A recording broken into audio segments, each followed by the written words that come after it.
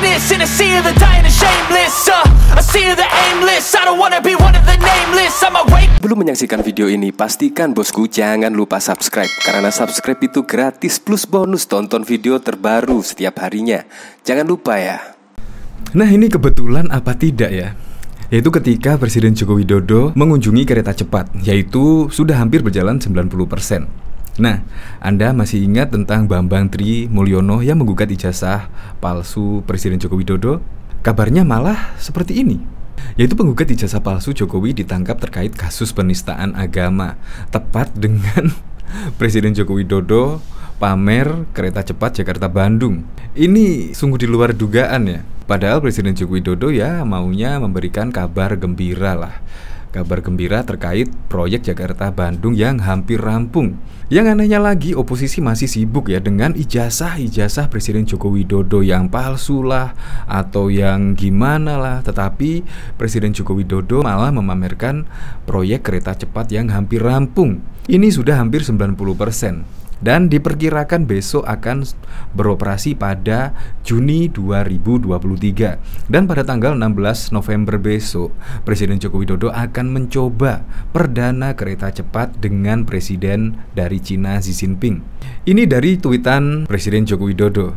Pembangunan proyek kereta cepat Jakarta-Bandung KCJB kini mencapai 88,8%. Dalam pembangunannya, proyek ini mengalami kendala dalam pembangunan beberapa terowongan. Kendalanya telah dapat kita lalui, dan jika tak ada aral melintang, KCJB beroperasi bulan Juni 2023. Nah, keren kan? Akhirnya kereta cepat juga terwujud ya. Padahal saya masih ingat betul ketika Presiden Joko Widodo menjabat sebagai presiden langsung cus ingin ada kereta cepat di Indonesia. 8 tahun sudah, akhirnya rencana ini juga berhasil. Keren kan? Akhirnya juga tidak ada yang mangkrak di tangan Presiden Joko Widodo. Proyek KCJB membuat daya saing kita akan semakin kuat. Juga diharapkan dapat menimbulkan titik-titik pertumbuhan ekonomi baru dari Jakarta hingga Kabupaten Bandung. Nah, komentar-komentarnya juga keren-keren sekali. Jadi seharusnya jangan ijazah palsu lah yang digugat lah. Itu menurut saya aneh, menggugat ijazah palsu Presiden Joko Widodo, apalagi sudah menjadi presiden 2 periode. Menurut saya sungguh aneh. Apalagi yang diperbuat oleh Presiden Joko Widodo selama menjadi presiden memimpin Indonesia. Pembangunan juga sudah nampak sekali, mulai Sabang sampai Merauke. Pembangunan infrastruktur juga sudah masif, dan bahkan transportasi, bendungan-bendungan sudah banyak terlaksana di era kepemimpinan Presiden Joko Widodo. Jadi oposisi itu memang lucu ya, pikirannya masih ke ijazah Presiden Joko Widodo. Sungguh ngakak kadang-kadang. Sekali lagi saya setujulah dengan pernyataan Budiman Sujatmiko, musuh Presiden Joko Widodo itu lucu-lucu. Untuk lebih lengkapnya simak berita berikut ini, Good News Indonesia. Presiden Joko Widodo akan meninjau proyek kereta cepat Jakarta-Bandung KCJB pada 16 November bersama Presiden Cina Xi Jinping. Hal tersebut diungkapkan oleh Menteri Koordinator Bidang Kemaritiman dan Investasi Luhut Binsar Panjaitan. Ia juga menyebut Jokowi dan Xi Jinping akan melakukan uji coba kereta tercepat di Indonesia itu. Progres kereta cepat bagus. Harusnya saya hari ini tinjau persiapan tes dinamis. Karena itu harus terjadi tanggal 16 November. Bisalah uji coba bersama Xi Jinping, katanya pada Rabu 12 Oktober. PT Kereta Cepat Indonesia Cina KCIC selaku konsorsium kontraktor proyek KCJB sebelumnya mengklaim telah berhasil menyelesaikan proses pemasangan rel untuk uji dinamis jelang gelaran presidensi G20. Nantinya Jokowi dan Xi Jinping akan melihat kecanggihan teknologi elektrik multiple unit atau EMU dan melakukan uji dinamis panjang 15 km.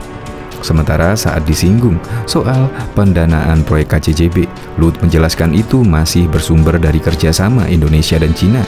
Pendanaan kereta cepat sekarang semua sudah beres, gak ditanggung APBN. Kita bikin kerjasama dengan Cina, masih bisnis to bisnis, B2B jelasnya. Meski begitu, ia tidak menutup kemungkinan adanya suntikan dana APBN untuk proyek tersebut. Masih kita lihat pendanaan APBN. Jadi kalaupun nanti APBN mensubsidi ke KAI, saya rasa itu masih masuk sambungnya. Sebelumnya pembiayaan kereta cepat memang sempat menimbulkan polemik. Hal ini dipicu perubahan sikap Jokowi soal pembiayaan proyek tersebut. Semula Jokowi mengatakan KCJB tidak akan menggunakan APBN. namun diserahkan ke BUMN dengan mekanisme B2B. Jokowi kemudian menganulir pernyataannya dengan membuka kemungkinan proyek kereta cepat dapat suntikan dana APBN. Hal ini terjadi karena investasi proyek membengkak dan berbeda dengan proposal proyek awal yang diajukan oleh Cina. Masyarakat akan memiliki berbagai pilihan alternatif perjalanan dari menuju Bandung ke Jakarta maupun sebaliknya. Pasalnya, pemerintah saat ini terus menggenjot dua proyek strategis nasional PSN, yaitu Tol Jakarta Cikampek Japek 2 Selatan serta Kereta Cepat Jakarta Bandung KCJB. Kedua proyek tersebut digadang-gadang akan meningkatkan efektivitas mobilitas masyarakat dari kedua ibu kota provinsi itu.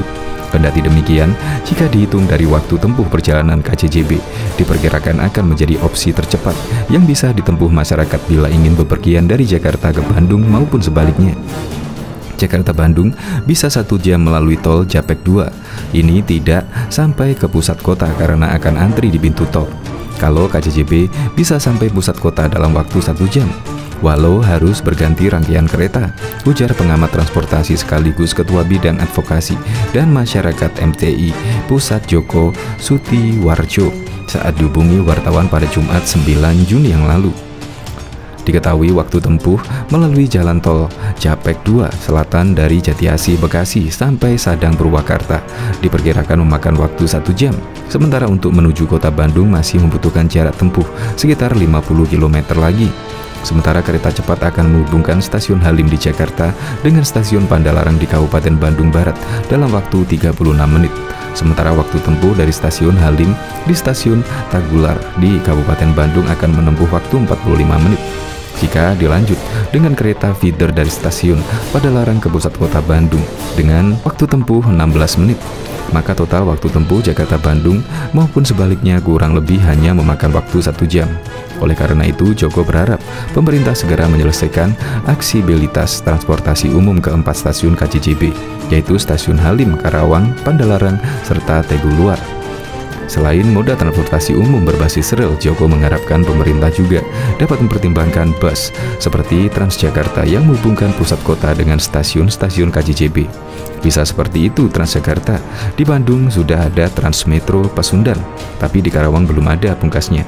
Sebelumnya PT Kereta Cepat Indonesia Cina terus berupaya menyelesaikan pembangunan KCJB agar segera melakukan tes dinamis dalam rangka kegiatan G20 pada November mendatang. Jika proyek rampung sesuai jadwal, kereta cepat akan mulai beroperasi penuh serta dapat melayani penumpang pada pertengahan 2023.